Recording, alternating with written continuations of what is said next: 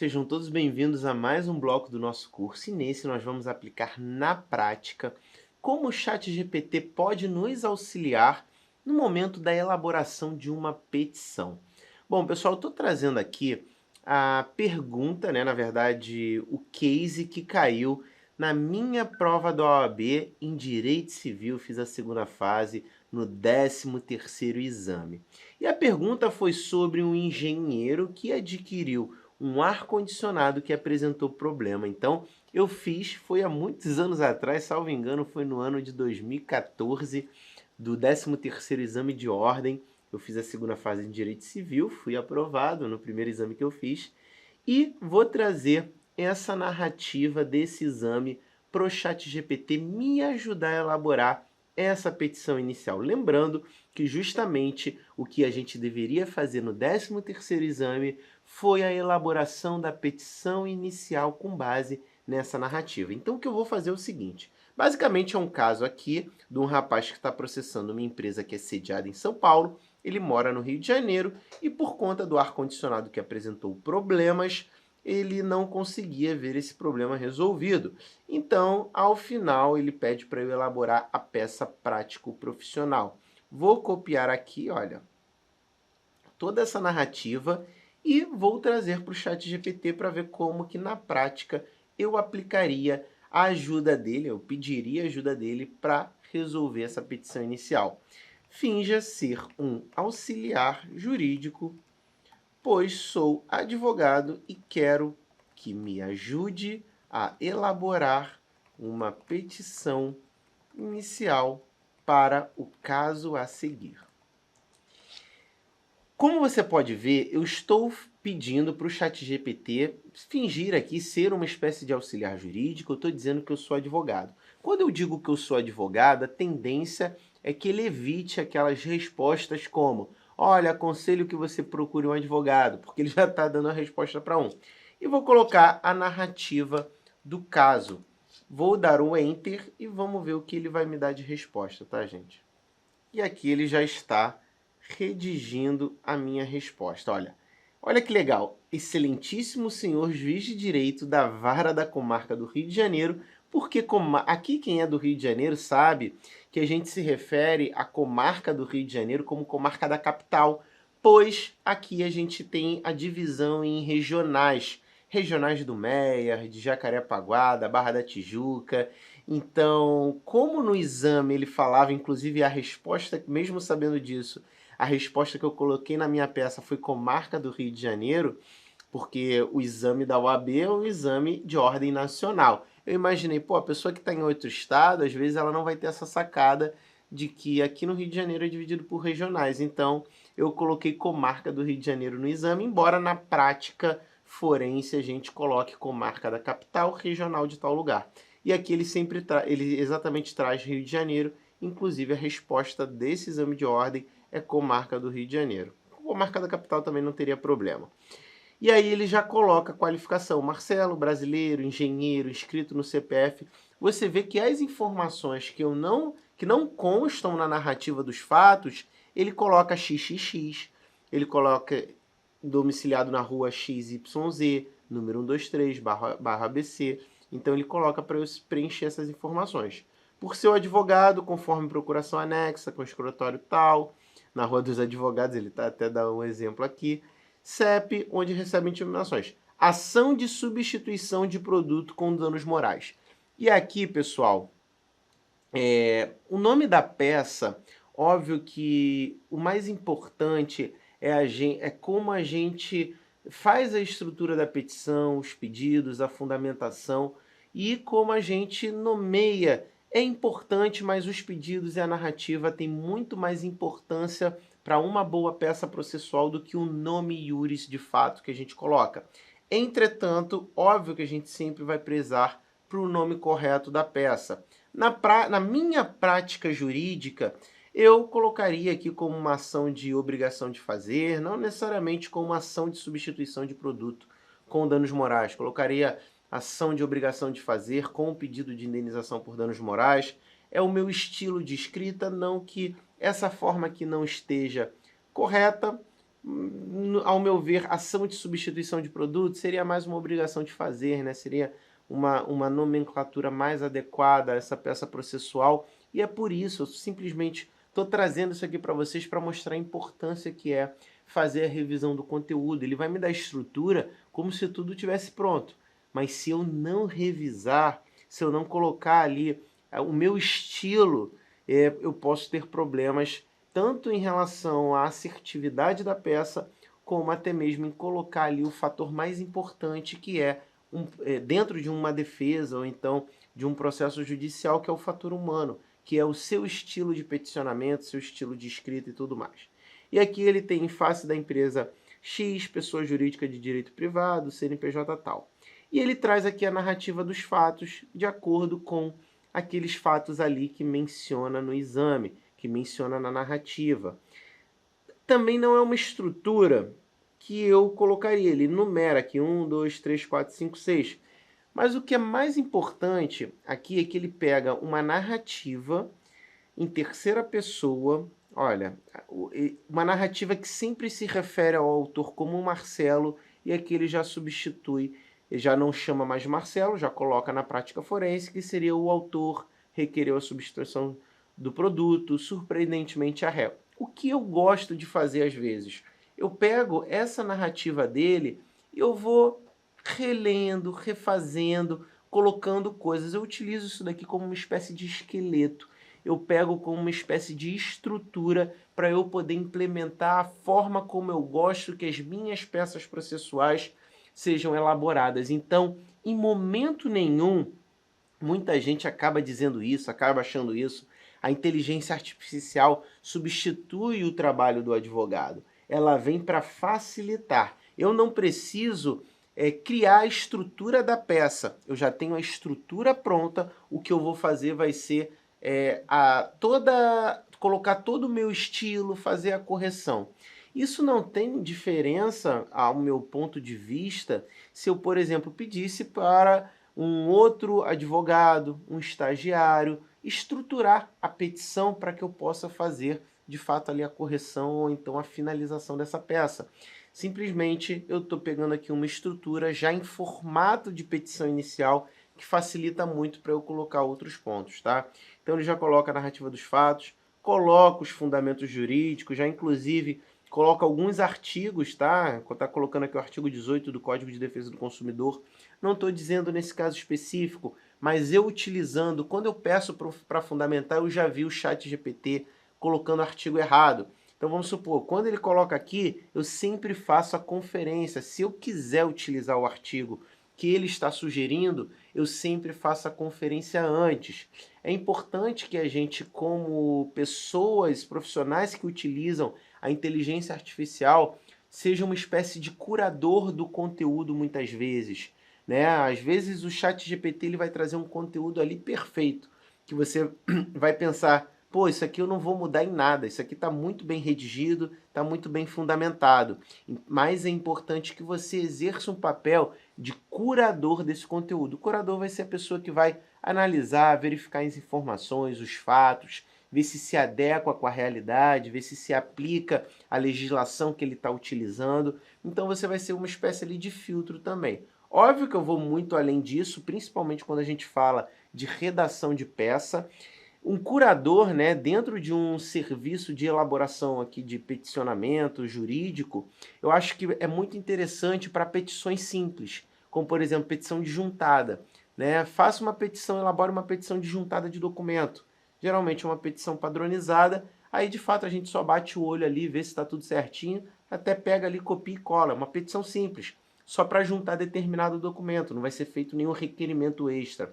Mas como a gente fala de petição inicial, eu dificilmente copio e colo, até porque como você pode ver aqui, a estrutura que o chat GPT me dá, ela é muito rasa em termos de argumentos, é muito rasa em termos de fundamentação. Então eu gosto, é algo que eu sempre faço, é colocar o meu padrão dentro dessa estrutura. Eu utilizo mais como uma criação de estrutura mesmo. E aqui ele vem com os pedidos, olha. Requer a Vossa Excelência a procedência da ação, condenação da réu ao pagamento da indenização por danos morais, condenação da réu ao pagamento das custas processuais e honorários advocatícios, requisição de provas, dá à causa o valor X. Olha, e você percebe, ele coloca até aqui em anexo os documentos que seriam uma procuração ou comprovante da compra do aparelho do ar-condicionado, que é o caso aqui, tem a ver com o caso. Então você percebe que ele cria uma estrutura muito boa para utilizar como modelo. Ao invés de eu chegar na internet, me pegue e busque um modelo de ação sobre tal coisa. Então ele já me dá um modelo, ele cria um modelo que é inclusive mais personalizado do que esses modelos que a gente busca na internet. Seja num sistema que tem ali um banco de petições, seja através de própria busca que você faz nos tribunais de justiça, ele já te dá algo adaptado à sua realidade, ao caso que você tem. Eu posso simplesmente começar a conversar com ele. Isso aqui eu acho muito interessante para as pessoas que advogam sozinhas, para as pessoas que querem às vezes uma segunda opinião. Uma segunda opinião da inteligência artificial. Deixa eu só fazer uma revisão aqui do caso. Marcelo, a empresa negou a substituição do mesmo. E registre que em pleno verão, foi em verão aqui o caso, o ar-condicionado faz parte de uma medida urgente.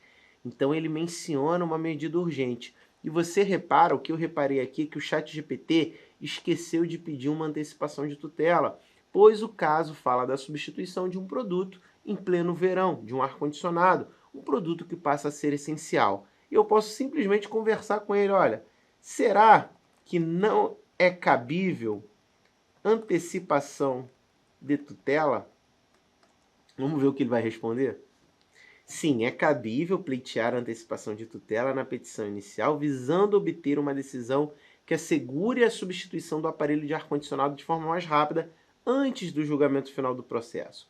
E aí ele me dá, você pode incluir os seguintes pontos na petição: argumentar a urgência, apresentar indícios do direito, risco de dano irreparável, pedido de antecipação de tutela.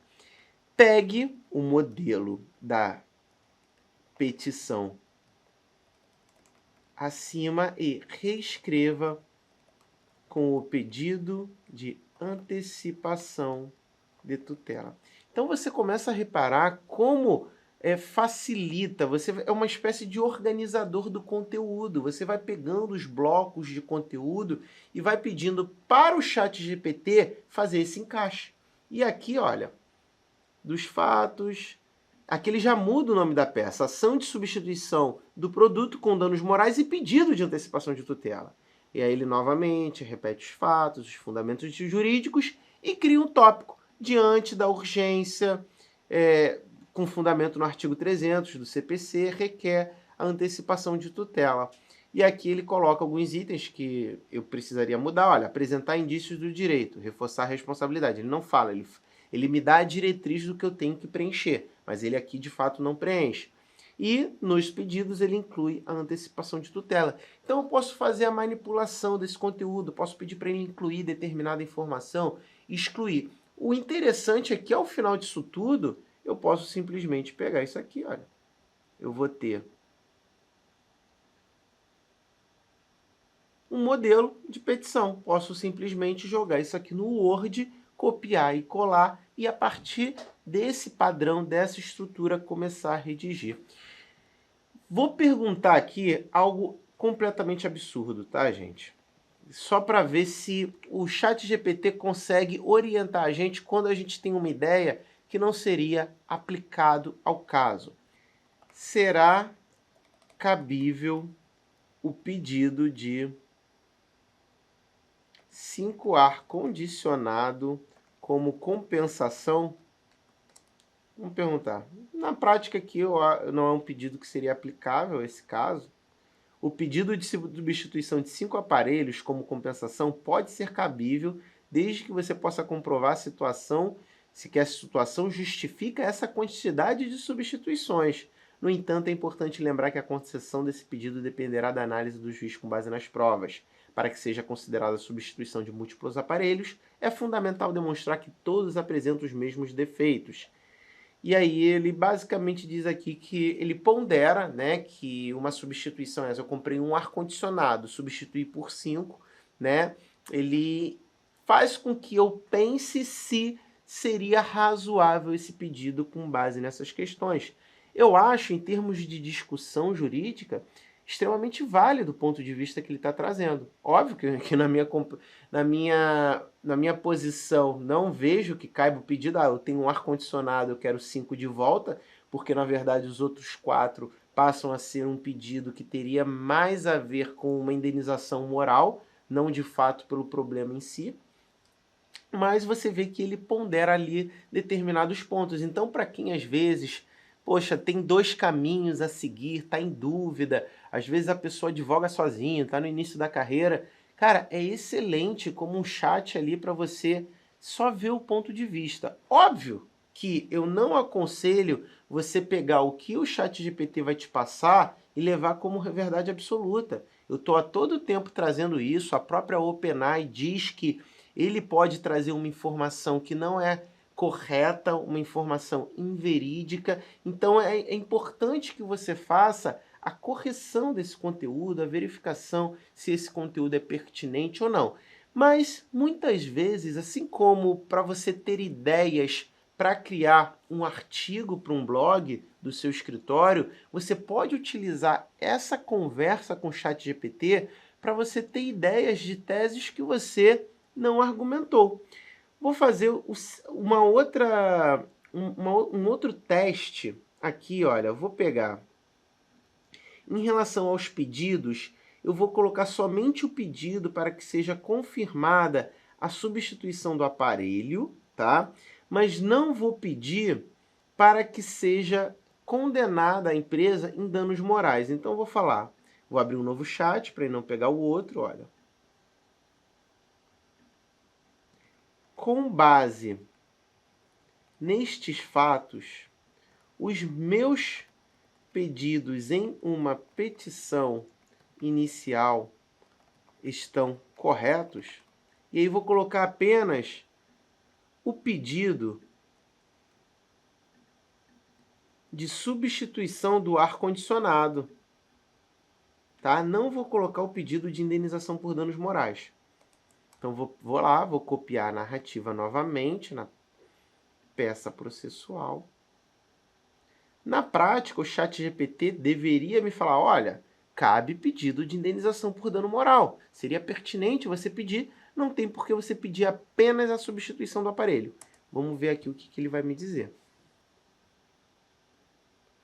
Com base nos fatos apresentados, parece que seus pedidos em uma petição inicial podem estar corretos. Tem argumentos, defeito do produto e tudo mais. É possível pedir no processo algo que eu não tenha mencionado? Vamos ver se tem algum pedido novo. É possível pedir algo no processo que não tenha sido mencionado na petição inicial, mas isso geralmente depende de regras processuais. Aí ele está me dizendo, para fazer pedidos adicionais após a representação na petição inicial, ter base legal para o pedido. E aqui ele tá entendendo. Você vê que eu dei poucas informações para ele. Eu estou conversando porque na minha mente a conversa já está fluida, mas ele está sendo lógico como ele deve ser, né? Eu dei pouco contexto. Nos meus pedidos, pedi a substituição do aparelho. Cabe algum outro pedido? Se você já pediu a substituição do aparelho, esse pedido é o principal do caso. No entanto, é comum incluir pedidos alternativos ou cumulativos para garantir que, se o pedido principal não for concedido, outros possam ser considerados. E talvez você possa considerar incluir na sua petição inicial, como pedido subsidiário, se não for a substituição do produto, o reparo dele. Além da substituição, você pode solicitar que o produto seja reparado adequadamente. Danos. Se o aparelho causou danos, como contas de energia mais alta devido à falta do funcionamento, pode pedir o reparo. O reembolso do valor pago, né, do ar-condicionado, caso a substituição ou reparo não seja possível. Danos morais, custas e honorários advocatícios. Num processo de vara civil seria pertinente. Então você percebe que eu também posso pegar até mesmo uma petição que eu elaborei 100%, sem utilizar o ChatGPT, colo lá os pedidos, o que eu fiz, inclusive a narrativa dos fatos, e eu posso simplesmente perguntar, será que cabe alguma coisa que talvez não tenha lembrado, não tenha mencionado, tenha deixado de mencionar, ou até mesmo uma tese que talvez não seja tão clara, mas que, segundo um outro ponto de vista, haja pertinência? Ele pode simplesmente me dar aqui como uma ideia e pode ter sentido e eu possa criar uma boa fundamentação, um bom argumento com base nessa ideia que o ChatGPT me deu. Então, utilizando na prática, o ChatGPT foi esse módulo específico, esse bloco, e espero que tenha sido de muito auxílio para vocês. A gente pode utilizar aqui, no caso, a gente fez através de uma petição inicial, através de um exame de ordem da OAB. Lembrando, né, que se fosse o ChatGPT fazendo o exame da OAB, ele não tiraria a nota máxima, desde já eu esclareço, porque ele não mencionou aqui coisas, rapidamente vendo, como, por exemplo, o pedido de antecipação de tutela. E a questão deixa claro que está no verão e é uma situação emergencial. Mas para montar a estrutura, para me dar ideia de coisas que eu poderia mencionar, extras, ou até mesmo para excluir questões ali, foi bem interessante, como vocês puderam ver ao longo desse bloco. Então, espero que tenha sido de grande auxílio. Nos vemos no próximo.